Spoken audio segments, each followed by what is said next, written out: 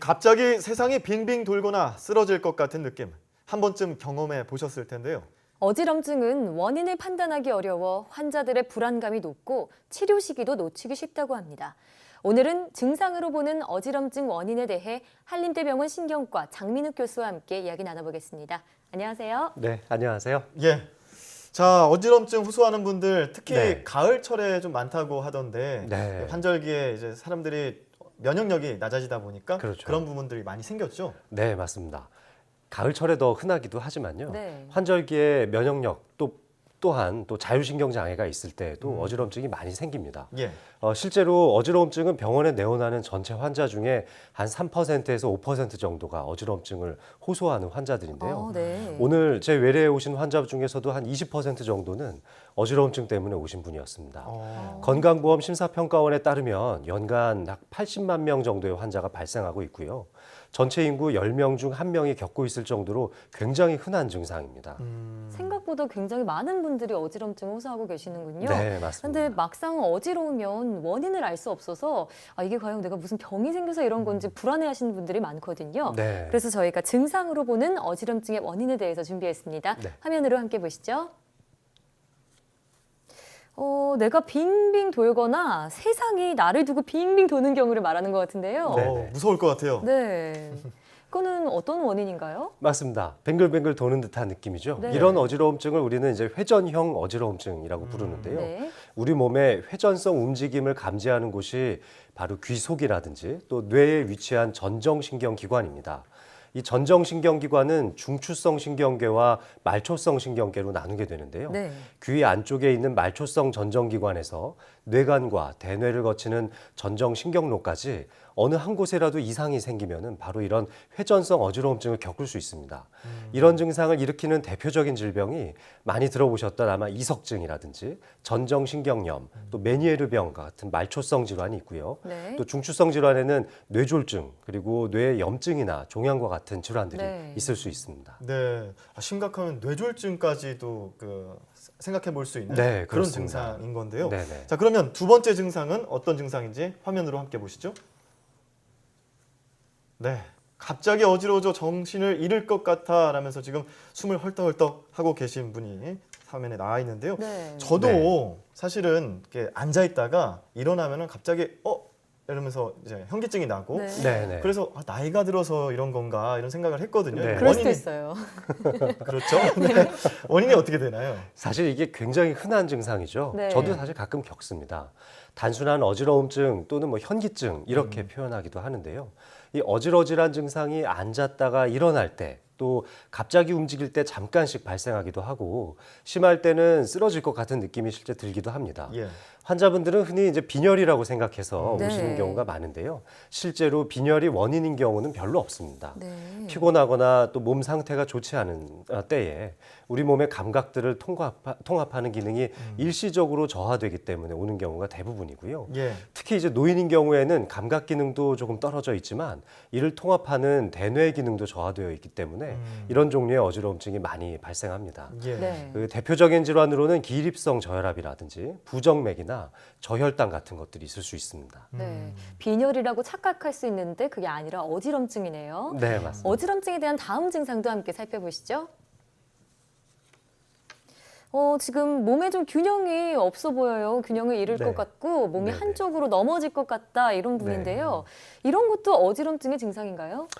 균형을 잘 못 잡는 문제죠. 네. 정말 심각한 문제라고도 할 수 있습니다. 이것은 손해나 또 기저핵 등의 뇌에 구조물에 이상이 있다는 신호입니다. 네. 그러니까 서둘러서 뇌질환을 감별해야 하는 중요한 증상이고요. 아, 의학 용어로는 실조증이라고 부릅니다. 네. 누워 있거나 앉아 있을 때는 특별히 증상이 없고 걸을 때 중심을 못 잡고 비틀거리는 현상으로 마치 술에 취했을 때하고 비슷한 모습이라고 상상하시면 쉽습니다. 네. 말하는 것도 좀 어둔해질 수 있고요. 손의 움직임도 부자연스럽기 때문에 물건을 잡으려고 할 때 겨냥이 잘 되지 않는 증상이 동반될 수 있고요.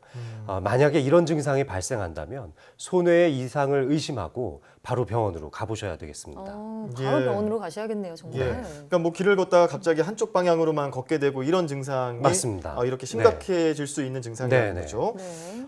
그 뇌와 관련돼 있다고 해서 뇌졸중 아까도 얘기했는데 네. 미니 뇌졸중이라는 증상이 또 있다고 네, 네, 하더라고요. 이게 맞습니다. 심각하게 한 번에 오는 게 아니라 네.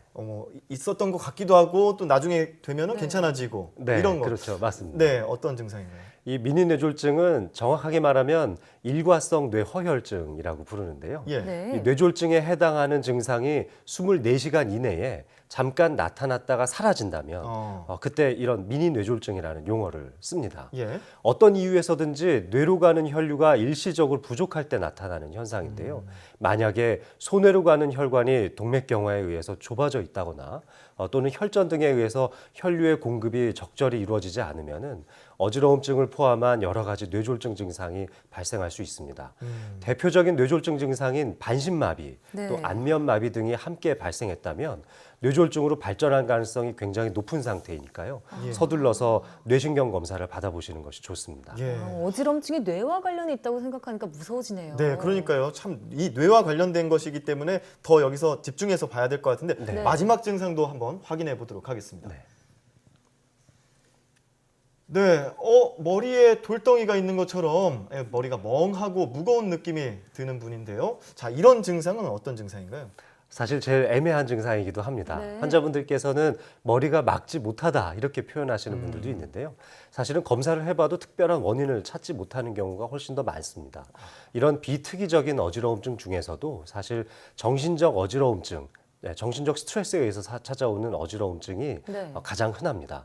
대학병원에 찾아오는 어지러움증 환자 중에 한 40%에 달하는 환자가 정신적 어지러움증이라는 보고도 있습니다.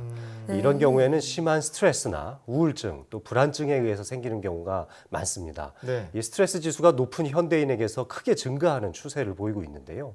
어지러움증의 원인을 찾지 못했을 경우에는 정신적 스트레스가 심했던 것은 아닌지 돌아보고 또 스트레스를 관리하려는 전략을 찾아보시는 것이 무엇보다 중요합니다. 네. 운동을 통해서 스트레스를 조절할 수 있다면 더할 나위 없이 아마 좋을 것 같습니다. 가장 좋은 방법이겠네요. 네, 정신적인 어지럼증까지 나타난다고 하니까요. 예. 참 저희가 몰랐던 어지럼증 증상들이 참 많구나 이런 생각이 들었는데요. 네. 그런데 이렇게 어지럼증을 느껴도요. 이것 때문에 병원에 찾는 분들은 그렇게 많지 않을 것 같거든요. 네, 어지럼증을 느낀 경우에는 바로 병원에 가서 좀 치료를 받는 게 좋은가요? 어떤 경우에 병원에 가야 하는지 한번 말씀드려 볼게요. 네. 술에 취한 것처럼 균형에 장애가 있는 어지러움증이라면은 서둘러서 병원을 가보시는 것이 좋습니다. 예. 간단한 자가진단법으로 손가락으로 코를 짚어보는 코치기 방법이 있는데요. 코를 정확하게 짚기가 어렵다면 소뇌의 기능에 이상이 있을 가능성이 매우 높습니다. 서둘러서 병원으로 가보셔야 하는 증상입니다. 네. 네. 또 거울을 보고 미소를 살짝 지어보았을 때 한쪽 입꼬리가 처지거나 평소와 다르게 표정이 지어진다면 안면마비를 의심해 볼 수 있으니까요. 네. 이런 경우에도 뇌졸중의 전조 증상 아니겠습니까? 역시 신경과 전문의의 진단을 받아보셔야 합니다. 네. 네. 황보영 코도 직접 한번 해보세요. 네, 저는 한 번에 찾았네요. 네, 너무 잘하시네요. 다행입니다. 다행입니다. 네. 자, 어지럼증 증상을 진정시키거나 이런 부분들도 필요할 텐데요. 네. 이렇게 증상을 발견할 수 있는 방법이 있다면 네. 완화시킬 수 있는 방법은 뭐가 있을까요? 그렇죠. 신경학적 이상 증상이 없이 단순히 어지러움증 증상만 있거나 조금 전에 소개해드린 자가진단법 모두가 괜찮았다면은 예. 가장 편안한 자세를 취해서 어지럼증이 가라앉을 수 있도록 기다려보는 것도 좋은데요. 평상시에 고개를 자주 움직여주도록 도리도리나 끄떡끄떡하는 운동을 천천히 자주 해주시면 어지러움증 증상이 발생했을 때 적응할 수 있는 능력도 많이 키울 수 있습니다. 네. 이 만성적인 어지러움증 있는 분들에게 추천해드리고 싶은 방법인데요. 네. 네. 가만히 앉아 계시지 마시고 네. 이렇게 간단하게 목 운동을 해보시는 것도 좋을 것 같습니다. 네, 오늘 참 이렇게 어지럼증의 종류에 대해서 좀 살펴봤는데요. 네. 정신적인 어지럼증도 있지만 뇌와 관련이 있는 뇌졸중을 일으킬 수 있는 어지럼증도 있다고 하니까요. 네. 여러분 좀 주의 깊게 살펴보시고 자가진단법도 한번 확인해 보시길 바라겠습니다. 자, 지금까지 한림대병원 신경과 장민욱 교수와 함께 이야기 나눠봤습니다. 교수님 오늘 말씀 고맙습니다. 네, 감사합니다.